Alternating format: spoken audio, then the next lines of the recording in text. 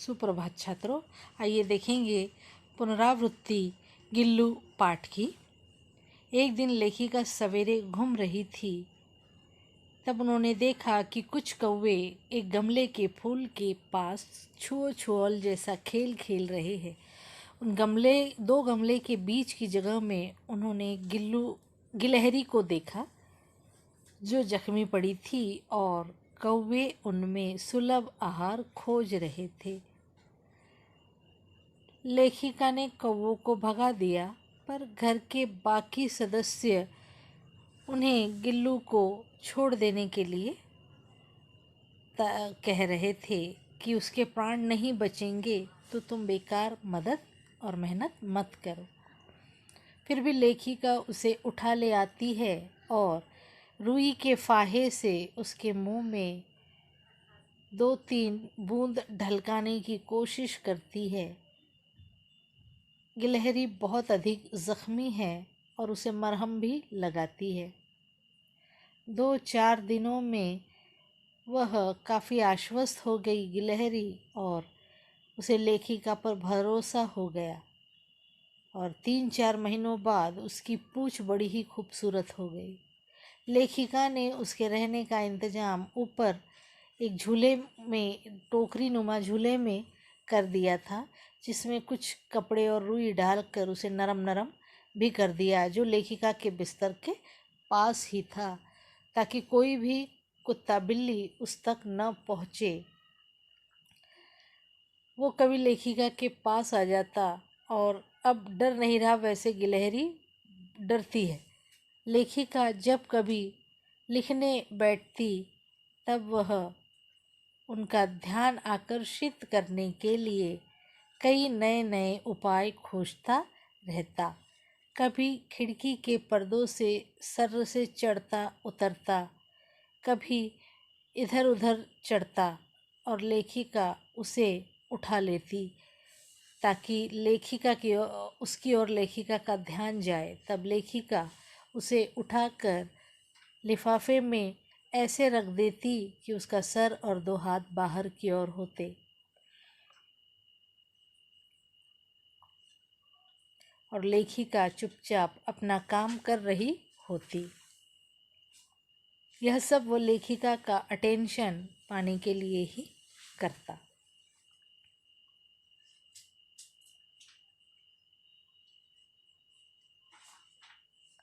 इस लिफाफे फिर लेखिका को आगे गिल्लू के बाहर जाने की ज़रूरत महसूस हुई, क्योंकि उसकी प्राकृतिक बढ़ोतरी में उसका बाहर आने जाना बहुत ज़्यादा ज़रूरी था।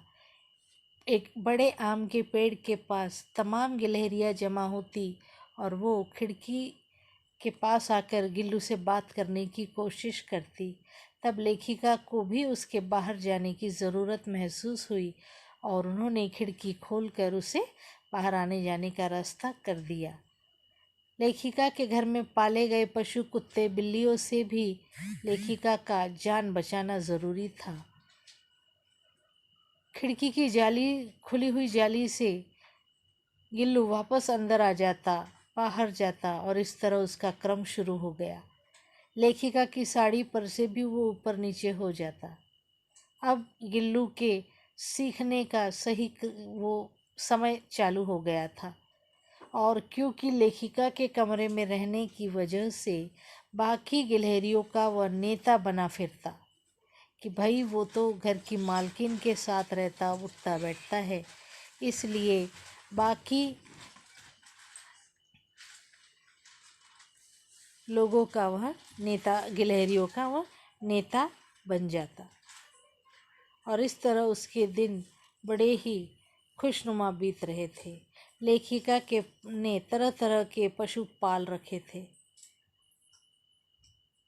लेखिका की थाली में खाने का किसी को हिम्मत नहीं था, पर जब लेखिका खाने बैठती तो गिल्लू उनके पास पहुंच जाता और बड़े ही आराम से, सफाई से एक एक चावल उठाकर खाता और बड़ा ही खुश होता, और लेखिका भी उसे खाते देखकर बड़ा ही आनंद उठाती थी।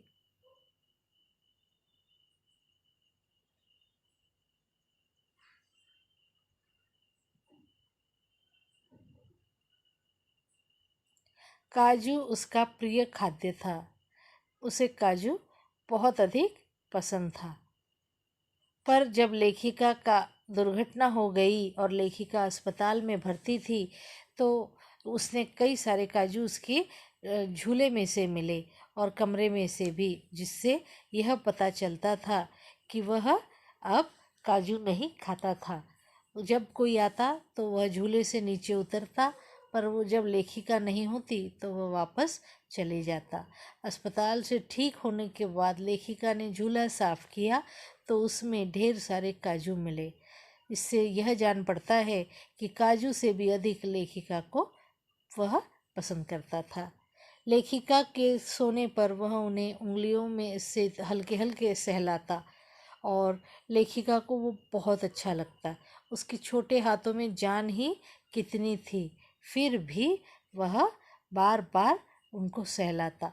जब कभी लेखिका पढ़ने बैठ जाती तब वह दूर से उन्हें देखा करता और समझने की कोशिश करता।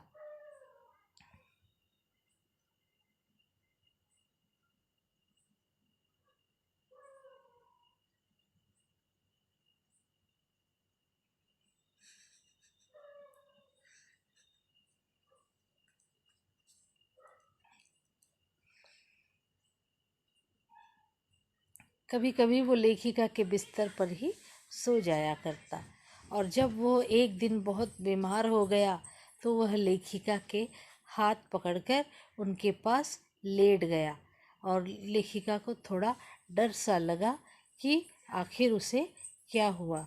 उसकी नीली मन के सी आंखें बड़ी प्यारी लग रही थी, पर आज लेखिका ने वही महसूस किया जो उन्होंने बहुत पहले उसके मिलने पर महसूस किया था।